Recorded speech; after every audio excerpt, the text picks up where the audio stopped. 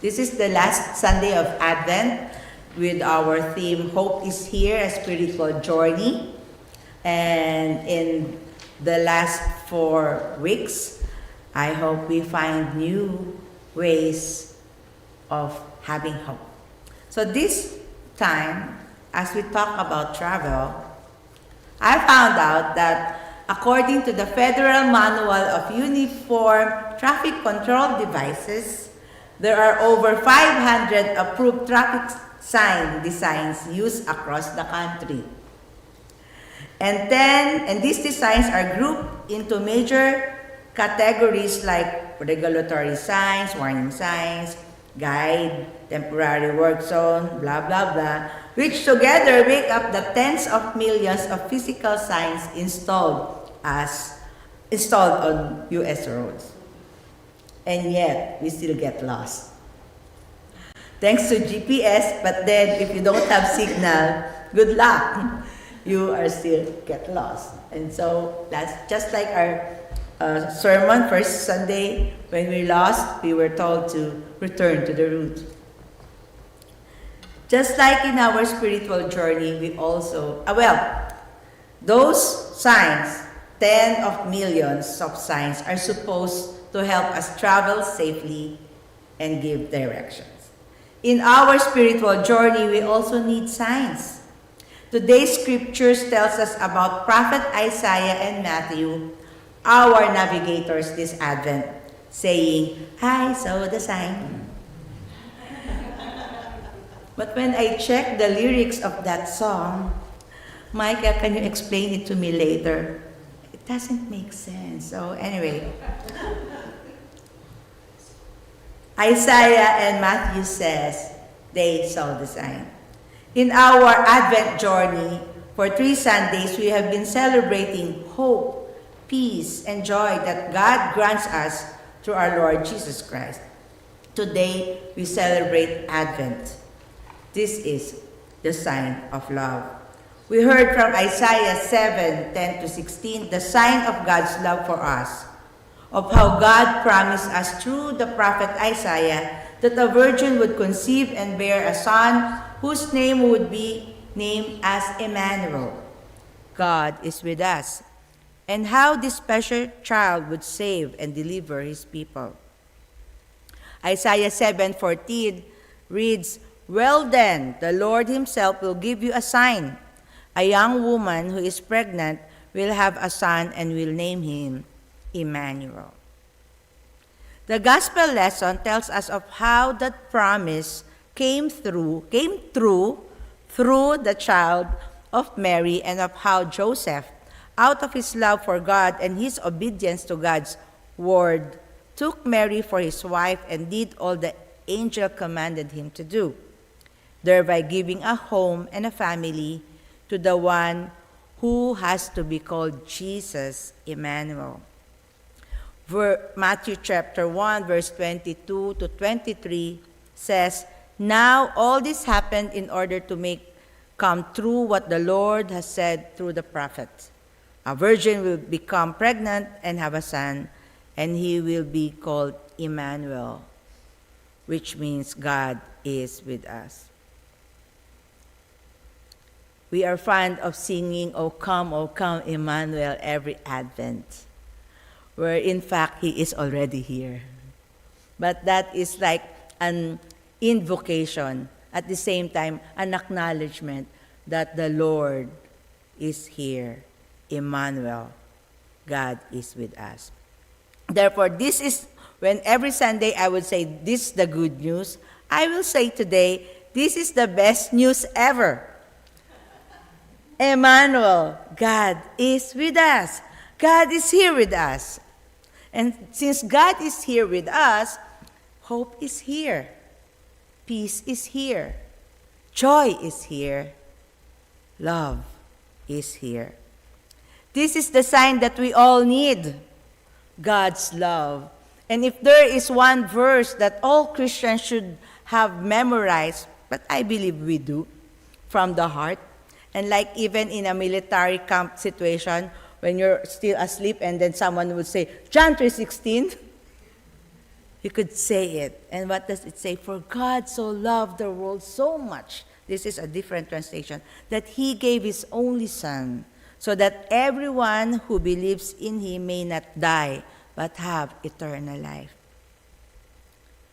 When we are lost, feeling left behind, confused, needed direction, remember, I saw the sign. Isaiah and Matthew says, and we are also saying this. We have the sign. God's love is our sign. This is the love of Christmas. God laid aside his throne and in Jesus became one of us, like us in every way. And being one of us, he further humbled himself and gave his life for us. That's the unconditional sacrificial love of God through our Lord Jesus Christ. It is the love of God that brings us the hope and the peace and the joy that we need. And it is our love for one another in Christ's name that makes Christmas meaningful. Last Friday, Alexis and Paul was still here, and we went to this Chinese hot pot Sangyup fusion restaurant in Davenport. It's called Jiang. And you will know that I've been there for a while because the Thai lady waitress welcomed us and welcome back. And so we had a chat, and she said, so what are you going to do this Christmas? I said, I have an invitation, and I'm excited because this will be my first Christmas with Americans. So I'm going to have an American Christmas. And she said, oh, that's good. So I asked her back, so how are you going to spend your Christmas? She said, oh, I work. The restaurant is open. I don't celebrate Christmas anyway. So I assume she's Thai, she's not Christian. And so I said, but before I even said a thing, she said, but you know, I love Christmas. It feels like everyone are happy and kind. I believe even these people who are not Christian, with the spirit of Christmas around and how we celebrate Christmas as Christian, they can see the sign that love is here. And if we continue, even if Christmas, if Advent services, all Christmas things that we do is like a regular thing in the church or in your family tradition, but there are people around us who may be new and who may be still curious, what are these Christians doing on December 25? So I even asked her, oh, so you're working on a holiday. Are you going to be paid double? And she said, no. And she remarked about, which I cannot say now, about that word. It is our love for one another in Christ's name that makes Christmas meaningful. I was encouraged by some of our ladies, I will name Joyce and Becky, to watch all-time favorite Christmas movies. I have seen 2 so far, the 1946 It's a Wonderful Life and the 1954 White Christmas. So even if this is shown in the Philippines, definitely I haven't seen it. What brought me to tears were the scenes of selfless love. In the film It's a Wonderful Life, George repeatedly gives up his dream to help others. And then when he became helpless and hopeless, people help him back. While in the White Christmas, Bob and Danny staged a show to support and honor their former general in the army. The Major General himself was a good man, leader to them. Both movies present love as action, not just a feeling. The characters prove love through concrete sacrifices, giving up money or comfort, setting aside personal plans to help someone in need. And it suggests that being truly loved means belonging to a network of people who show up, especially when things go wrong. This is the sign of Christmas. God's love shown in words and action. And so as we finish our preparations for Christmas Eve, Christmas Day, 4 days to go, let the letter of Apostle Paul in 1 Corinthians 13, Christmas edition, reminds us of love. It was a paraphrase by an unknown author. And I like to qualify that the words "my family" here means all we care for.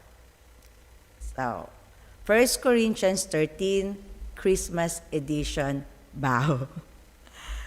If I decorate my house perfectly with plaid bows, strands, and twinkling lights and shiny balls, but do not show love to my family, I am just another decorator. If I slave away in the kitchen, baking dozens of Christmas cookies, does not count our cookies though, preparing gourmet meals and arranging a beautifully adorned table at mealtime, but do not show love to my family, I'm just another cook.